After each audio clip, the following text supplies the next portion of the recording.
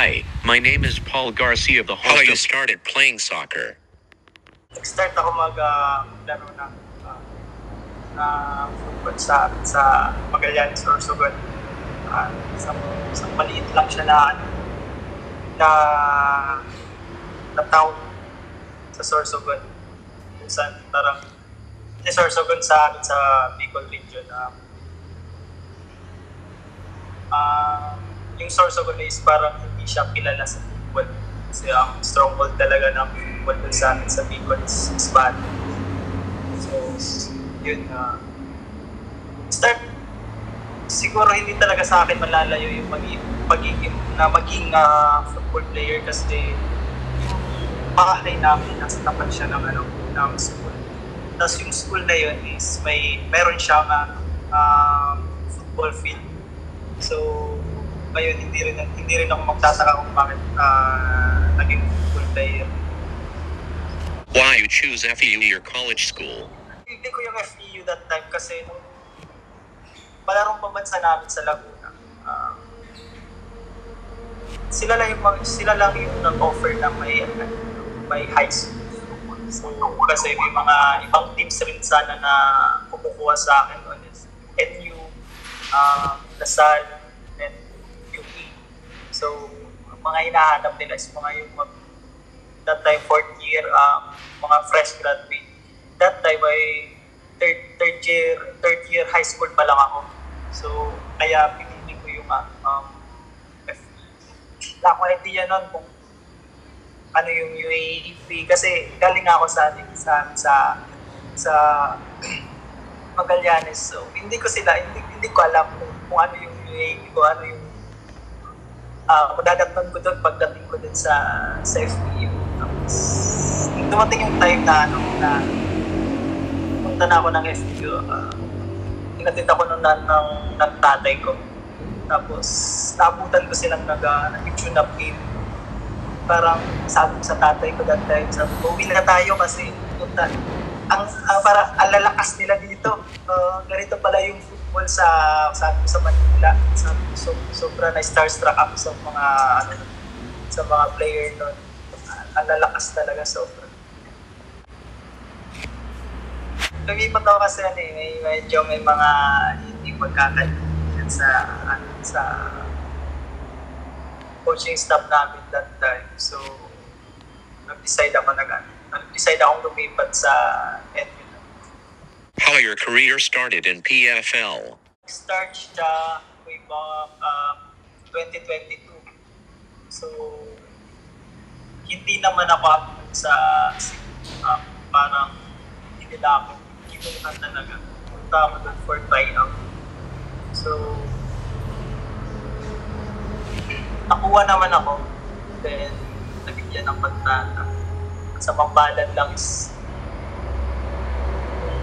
2 weeks before mag-start yung season. Na-injury ako, sobrang lala. Sobrang lala. Injury na nakuha ko that time. Then, pinilit ko pa talaga siyang bumalik during yung season na yun. Pero hindi ko na naabot fitness, yung kasi galit ng injury, yung momentum ng game. So, kaya yun, medyo naging short. First, yung pasok sa pro nun that time. So, hindi ako na rin Then, umuwi na lang muna ako sa trabaho. Yung injury ko is ankle sprain. Sobrang kasi palagi yung ankle sprain na injury sa. So, the more na injury yung ankle, the more din ako mahaba yung recovery para ma-heal siya. Kaya, so, palagi siya mas mahaba yung recovery. Kaya, hirapan ka agad ako bumalik that time. Tune up team namin na-slide na ako. Ito yung ankle ko. Slide na ako mapunta dito. So, pagbubad ko that time ng sapatos ko as sobrang low ko na kaagad yung ankle ko.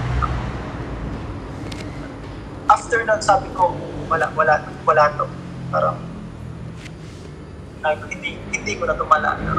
Kasi 2 weeks na lang yung recovery ng ankle sprain. Siguro mga 4 to 8 weeks.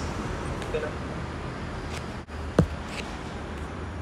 Oo eh. Parang sabi ko kasi nagkatrabaho ko sa atin. May maliit akong negosyo. Sabi ko parang ito nakakata para sa akin. Kasi that time, nagkatrabaho ko doon. Tapos kumuha ako ng team. Tapos yung team na yun, maraming support ang nakuha sa local government namin, and meron din kaming naging boss na binibigay lahat, binibigyan yung mga coaches na binibigyan rin ng sahod, and nagkatrabaho ako sa ito. So parang sabi ko, parang okay na to, parang dito na siguro ang parang, pero marami yung family ko sabi nila sa akin kasi marami nakakakita na potential ko, lalo na yung girlfriend ko na palagi nagsasabi sa akin, but last time lang bumalik ka kasi marami gusto makita maglaro kasi ang laki ng potential mo kasi parang naano niya ako palagi na tignan ko yung mga kabatyo mo naglalaro pa kasi dito nagtatrabaho ka na lang kayang-kaya pa lang. So, naging maganda naman yung resulta. Hindi naman ako nagsisisi. How your career started in Loyola FC. Actually, hindi naman talaga ako transfer kasi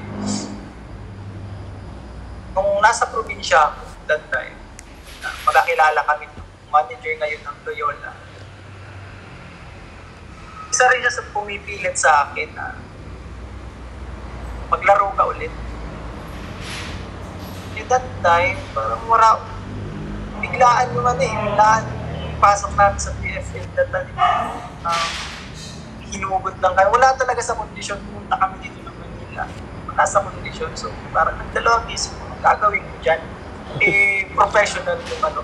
Professional yung paglalaroan mo, wala ka sa kondisyon, kasi wala kang training, ang taba-taba mo ba. Parang, gagawin mo dyan? Parang, pinaka-high level na football na yung haharapin mo dyan sa amin. Papasalamat ako syempre sa Loyola. At binigyan ulit nila ako ng opportunity. Sobra. Top 3 toughest opponent players in the PFL?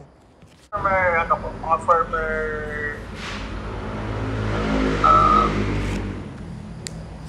teammates ko sa number 1 siguro si Janjan Isa. Isa sa mga senior kasi siya sa FPL siguro. Pangalawa si Paul Bugas, and pangatlo si Tano Amita. Nasabi ko bakit sila yung parang pinakamahirap kalaban kasi dati mo silang ka-teammate. Parang pag nagkaharap kayo sa field, parang alam nila kung ano yung weakness mo, alam nila kung ano yung strength mo. So parang pag nagkaharap kayo talaga sa field, parang kaya ka nilang stop. Kaya ka nilang kaya ko nasasabi na sila yung siguro pinakamahirap na kalaban para sa akin. Why you choose jersey number 14? Number 14 kasi unang-una birthday ko yung 14. March 14 birthday ako sa March 14. Birthday ko siya, March 14. Birthday siya ng girlfriend ko. And at the same time, anniversary na. Yan, kaya number 14 talaga. Number 14, napaka number para sa proud ako sa siguro Messi. Walang iba all the way. kahit ano ko lang siguro okay. Top 3 favorite soccer player. Three ko, Cristiano Ronaldo in terms of mentality. In terms of mentality, if you have a talent, then you have a mentality like Ronaldo, siguro maganda yung magiging future mo talaga. Second, si Neymar.